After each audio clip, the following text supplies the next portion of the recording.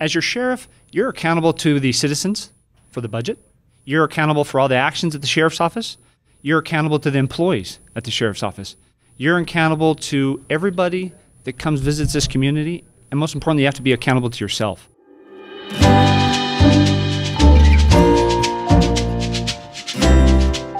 Darin, welcome to Meet the Voter. Thank you very much, Bill. I appreciate it. We just had a long discussion. I always like the workups, but before we go into your presentation today, and you're running for sheriff in Washoe County, I want to talk a little bit about what we're doing here. This is sponsored by several different people, and I don't have my sponsor sheet up here, but it's sponsored by the silver sponsors, and there are about 5 of them. Ray Roach is one of the newest people to jump in as a silver sponsor. So we appreciate your $100 donation from generally the Men's Club members, and we're going to definitely have a special breakfast for you with a special VIP somewhere down the year.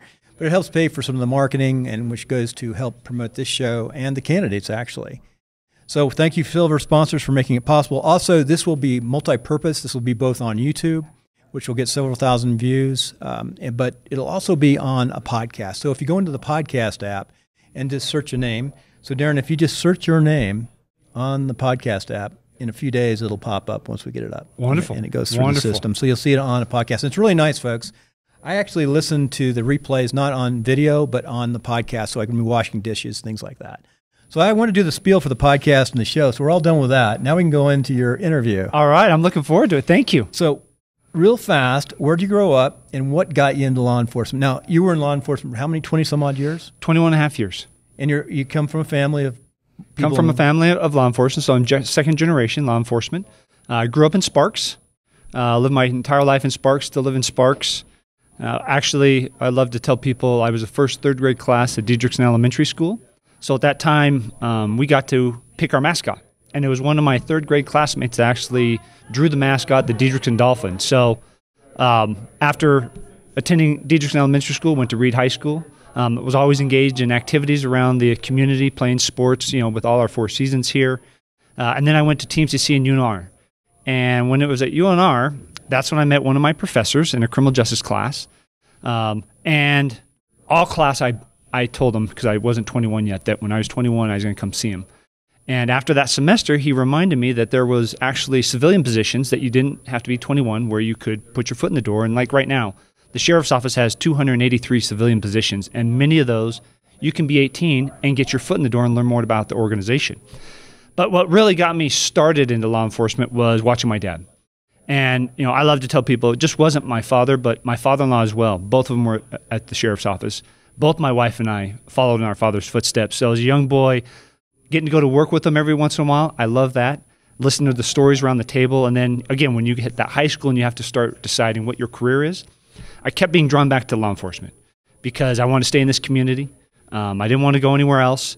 And what better way to have the opportunity to make a difference and make some positive changes than in law enforcement? So that's why I got into law enforcement, and that's how I got in law enforcement. I really like that idea that you got in law enforcement because of your family, too, because you stayed in the community. Absolutely. I think that's really neat. And I've had a lot of classmates from being in the military when I was young. They liked the military, but we transfer and move so much and we're away from family so much, but a lot of them migrated into law enforcement. Yes. It's just a natural combination. It's actually the reserve is actually a great combination. Oh, absolutely. People don't understand what a good deal it is. When I look back now, if I had to do it again, I would have definitely gone in public safety someplace and stayed in the reserve because they work together so well. They do, and it's a great profession. Great profession. Very good. So what advice do you have for young people who are considering a career? It sounds like you started out at TMCC taking some courses. Yes. So I tell them many things. So especially right now because I'm teaching at Truckee Meadows in Western Nevada College, so I tell a lot of the Truckee Meadows has me in their Jumpstart program. So I'm in the high schools. And I tell them several things. The first is don't wait for the opportunities to find you. Go find the opportunities yourself. And so start young. Sparks and Reno Police Department, they have reserve programs. Get involved in those because they give you hands-on training. You get to know the organization, and you get to see what day-to-day law enforcement does because so many people only watch CSI and the TV shows, and they think that's what law enforcement is, and there's so much more to it. The next thing is I believe you have to continue on with higher education. I'm a big proponent on higher education, so once you've graduated high school and you're waiting to turn 21, with nowadays in colleges and all the options, you can still have a job and attend college. So go on and further your education. The next is you have to live by a motto. And that motto is, if you live by integrity as doing the right thing for the right reason, even when no one's watching, that will get you through no matter what profession you want to go into, any background. Because if you're always doing the right thing, your actions now may have consequences in the future. But if you live by that motto, you're going to be fine. And then the fourth thing I tell them is, again, you don't have to be 21. I'm a perfect example of that, to get your foot in the door. Again, Reno-Sparks, Washoe, all the agencies in this region have civilian positions. Apply for those. Go out and seek those civilian positions because, again, it gets you in the door. You get to learn about the organization. And for me, one of the best things is when I went what we call the commission side, the deputy sheriff side. I now know what the civilian side and the role they play, and it's key. Civilians play just as important role in the organization of making that organization efficient and effective. So you understand the civilian side when you move over to the commission. And so that's what I tell kids, and you have to love it. You have to have a passion for it no matter what it is. If it's in law enforcement, the criminal justice field, but have that passion so that every day when you get up, you are excited to go to work. So a quick question to follow up so people understand. Now you have the civilian side and the sworn side. Absolutely. Basically sworn, that means you've gone through post, you carry a weapon, and you're sworn. Yes. Now the civilian side, how would you describe the civilian side? What do they do? So the civilian they do a lot of things. So our crime lab, the majority of our crime lab besides a few commission personnel are all civilians. They're doctors, our DNA, our fingerprints, they're all civilian staff. Our front desk, our records, our booking, our central control, where I worked in property, handling all the inmate clothing. When you see we have civilians that go out and handle all the cold calls. So if you wake up in the morning, your car's been burglarized or your mailbox has been knocked down, vandalism, we send sheriff support specialists out into the field and they can take those calls. Yeah, good. So it frees up the sworn officer to be out there for you. Very good. So going on, what was the toughest day in law enforcement and how did you get through it? So for me, the toughest day, law enforcement, we respond to a lot of people when they're at the lowest. They're depressed. They're stressed out. But for me, it was a SWAT commander on our 36-hour standoff. It was back in 2008. And for me, it was tough because that call tasked the entire team. We used every tactic that we had ever trained for this gentleman. We used robots. We used everything that we had trained over the years. And we even brought in regional assets. So as a region, all of the teams were involved. And we had to coordinate and collaborate. And it showed the training that we'd done previously, how that worked, where our weaknesses were. But for me, the hardest part was sending the men and women into the scene because this individual was armed. He was actively shooting at us. And like I tell my students again in law enforcement, we're no different than anybody else. At the end of the day, we have families, friends, husbands, wives, kids we want to go home to. And I was sending them in, continually trying to end the situation in a peaceful manner, knowing that this gentleman was firing at us and that some of those people may not come back. And so that was always lurking in the back of my mind. And how we got through that, in our law enforcement, there's a culture that you have to be tough. And I say we need to get rid of that culture. It's okay to show emotions. It's okay to cry. It's okay to admit you're scared at the end of the call. And so as a team, we came together. We brought our spouses in, husbands, wives, boyfriends, girlfriends, whoever it was, and we talked about why when we came home, most of us didn't talk to our significant others about it, what we were experiencing. And then out of that, what we did is we decided we had to be there as a family together. And we came up with a summer barbecue where we invited all the families. And I'm proud to say they still do that today where they bring their kids and it's all about the family. Good. So what was the best day? Every day's a good day. And this is what I tell people. Even when you go to a horrific scene, a tragic event, it's gonna be tough. For me, it's kids. My heart goes out to kids. I hate to see when they're victimized or they've seen things they shouldn't see. But as law enforcement, when you can take that moment and you reach out and you touch that child and you can let them know it's going to be okay. Right. Or you give them that patch. Or for us, we participated with the Young Writers Program where we went in through K through 3 schools with KMPB and we read them a book and then we taught them how to write their own story for the contest. To see those kids light up and to know that there was a deputy sheriff and they're reading a book and helping them write their story that they were so excited about, those are the best days. Yeah, as a sheriff, as a deputy, you see the good and the bad. Absolutely. And there's good every day. There's good every day. You just have to find it. Even I like that. Yeah. So without further ado, let's go to a break.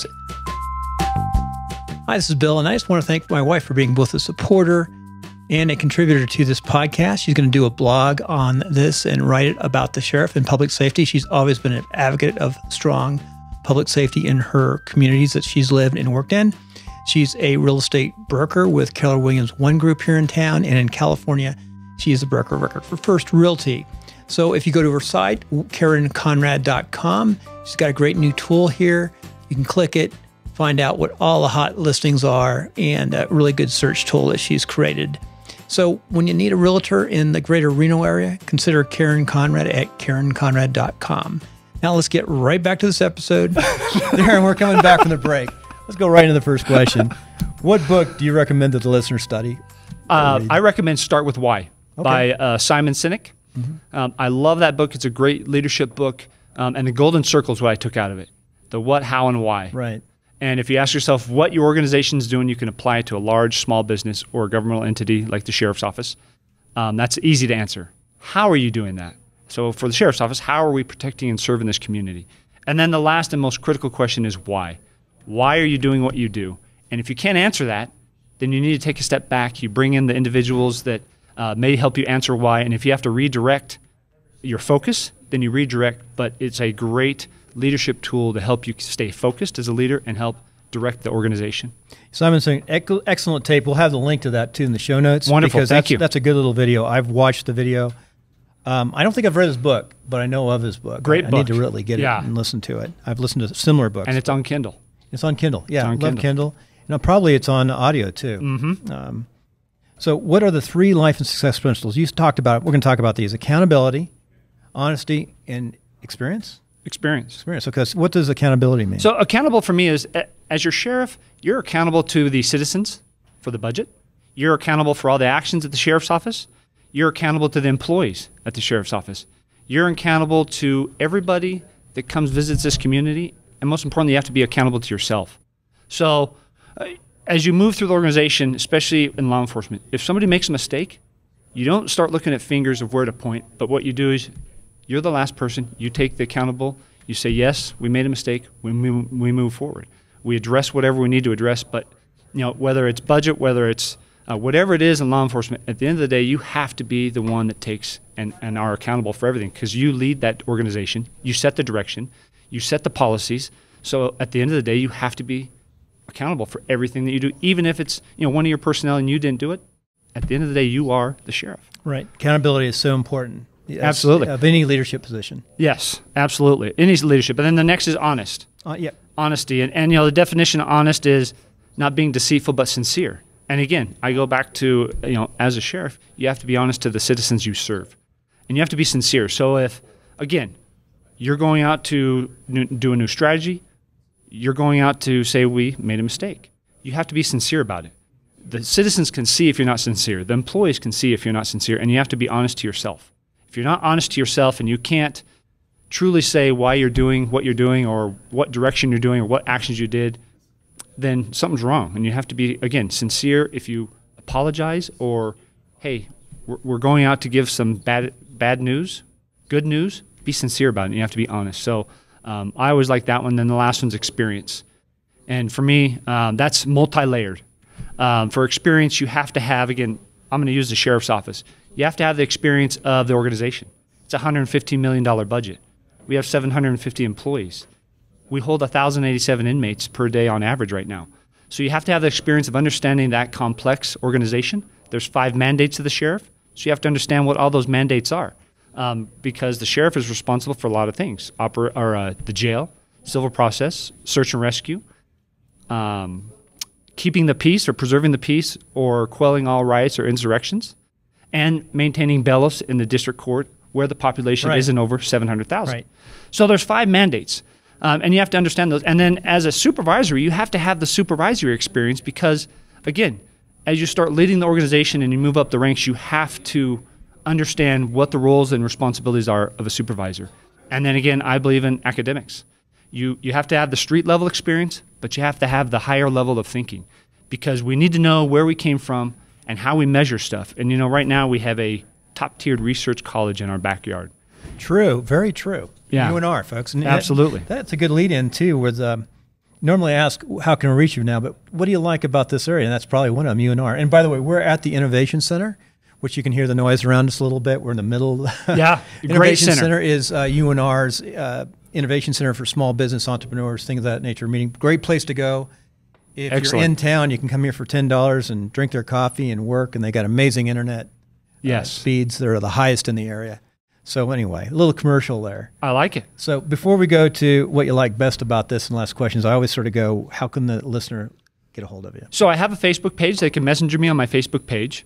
They can go to my webpage at balamforsheriff.com.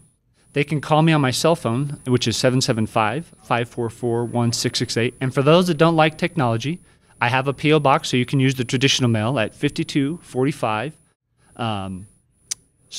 Vista Boulevard, STE F3-117, Sparks, Nevada, 89436. I volunteer at the VA, and I'm always asking questions about communications. It's something that I have an interest in. In those 4 areas that you just mentioned, yes. It's funny to listen to the VA because they have to communicate all those different ways. So they got the younger vets coming out of Iraq and Afghanistan who are very young, and it's only like text. Yeah. And then they got the older vets, the Vietnam era and older, who it's really got to be in writing and on a piece of paper. Yes. So you've really covered the whole gamut. Absolutely. You know, I want to reach everybody throughout this community. I mean, that's important to me because I want to hear, as I've been campaigning for the last 3 years, what's important to this community, what issues we face now and in the future. So I've got a couple more questions that I always like to ask. What do you like best about Reno-Sparks? What I like best about Reno-Sparks is it is a great community. We come together. We're still small enough, although we're probably about 450,000 people, we're still small enough that if you need something, whatever business you're in or personally, you can reach out and quickly find people and they can get those resources. And then the other thing is we have Lake Tahoe. So within an hour, you can go to Lake Tahoe. Less you can than go that, to actually. Yeah, less than that. Black Rock Desert, the hot springs out at Pyramid. So you can go from the desert up to the lakes. We have all 4 seasons. So if you love the outdoors or any of the 4 season activities, you enjoy all 4 of them here. So that's what I love about this community. And if you don't like the weather, just wait. It snowed yesterday. Yeah. And then it was sunny by the end of the day. Yeah. Absolutely. So we got winds. We had everything yesterday. Didn't we? It was fun. It's very good. So where do you like to eat around town? So I love local. So for barbecue, I love BJ's Barbecue on Victorian or Brothers Barbecue on Wells. We love Murrieta's or Los Compadres. And then if you're downtown, Soup or the Wild River Grill or the Grill down at Quail Corners, those are some great ones. 2 Chicks in Midtown. Great places to eat. And then for coffee places, if you want to grab a quick coffee, I love Old World Coffee, The Hub, the Coffee Bar, or there's a great place that's nice and intimate and quiet, Magpie's Coffee Roasters on Wells. The Hub, the ambience is pretty amazing on the river. It is. I go down there once in a while and work, or I meet people there too on business. We can't really do an interview there. I guess we could do it outside someplace. You can do outside. It does get crowded, so that's why sometimes like Magpie, Old World Coffee, Bebo's, you can go to those and great coffee, and they have the great ambiance. You know, by the time you get into the primary, the weather will be good. Maybe we can go down to the park and do this. There we go. I'm looking forward to that. Down the river. Absolutely. You know, I'm going to step back. It's Washoe County. It goes all the way up to the Oregon border. Is it Oregon? Border. Yeah, Oregon border. 6,600 square miles. Oregon border, that's right. And it goes way up there. And what's the most remote area? Via. Wow. Now, how do you cover that north area? of So we have 2 resident deputies in Gerlach. That live there. And so they patrol that on a routine basis. And then if for some reason they're gone, then we send some patrol personnel from Reno that go help augment their up in staffing. Gerlach and Hilaire. This is a big county. Out in the middle at Gerlach, of nowhere. it's Gerlach. Gerlach, yeah. Don't say Gerlach. Gerlach. Okay. Yes. Very good. You know, I've only been here 5 or 6 years when I retired, so I love it here. That's my adopted secondary It's home. a Always wanted great to come here. community. I escaped Central Valley of California. So Good. Well, thank you, Darin. I appreciate it. Thank you so much. I Perfect. appreciate you, and thank you for this opportunity to get our message out. Hi, this is Bill, and thank you for watching. Go ahead and, if you're not signed in, sign into your Gmail. Go right up here and subscribe to RMC TV. You can go over here, watch a couple more videos, link to our website at republicanminsclub.org. And finally, make sure you go down and leave a comment. The comments really help. See you on the next video. What book do you really think the listeners should listen? Stop. I got to do it one more time. Okay. Darin, we're coming back from the break. Let's go.